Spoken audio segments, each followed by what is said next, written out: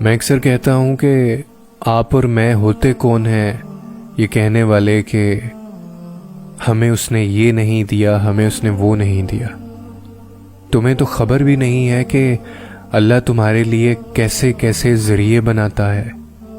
تمہیں تو آخری وسیلہ لگ رہا ہوتا ہے کہ اصل میں وہ تو اللہ کے وسیلوں کا آغاز ہوتا ہے، کیونکہ تم اس کی صلاحیتوں کا گمان نہیں کر سکتے۔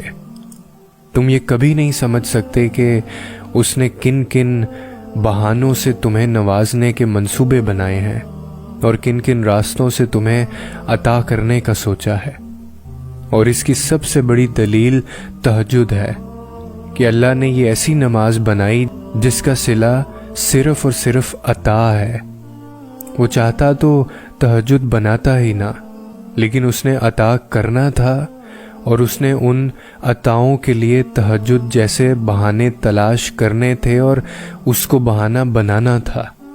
یہ خاصیت ہے ہمارے رب کی کہ وہ ہماری پسند ہم تک لانے سے کبھی بھی انکار نہیں کرتا۔ قبولیت کی ایک راہ بند ہو جائے تو فوراً دوسری راہ دکھا دیتا ہے۔ تو اگر تم بھی کسی ایسی ہی معجزوں کی راہ کی تلاش میں ہو تو وہ راہ تہجد ہے، وہ نماز جس کے وجود کا مقصد ہی قبولیت ہے۔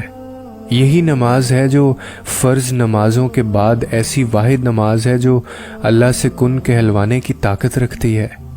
جو دعاؤں سے نہ مل سکا، دیکھنا اللہ اسے تہجد کے ذریعے تم تک کھینچ لائے گا۔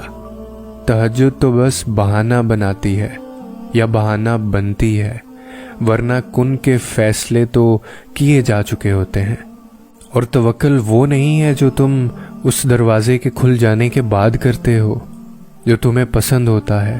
توکل تو وہ ہوتا ہے جو تم اس دروازے کے بند ہو جانے کے بعد بھی کرتے ہو، جو تمہاری آخری امید تھا۔ توکل یہ نہیں کہ ذرا سی دیری پہ فوراً یہ نتیجہ نکال لیا جائے کہ شاید یہ نصیب میں ہی نہیں ہے۔ توکل تو بس انتظار کرنا ہے، پھر چاہے کتنا ہی وقت کیوں نہ لگ جائے۔ تمہارا اپنی دعاؤں پہ ایمان ہی اللہ پہ رکھے ہوئے یقین کی دلیل ہے۔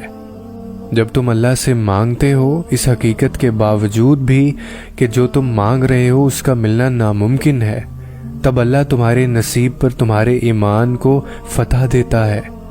بس تمہیں اتنا یاد رکھنا ہے کہ اللہ تمہارے دل میں کچھ نہیں ڈالتا سوائے اس کے جو وہ تمہیں دینے کو تیار نہیں ہے۔ کچھ بھی تمہارا یا تمہارے دل کا حصہ نہیں بن سکتا جب تک اللہ کا حکم نہ ہو۔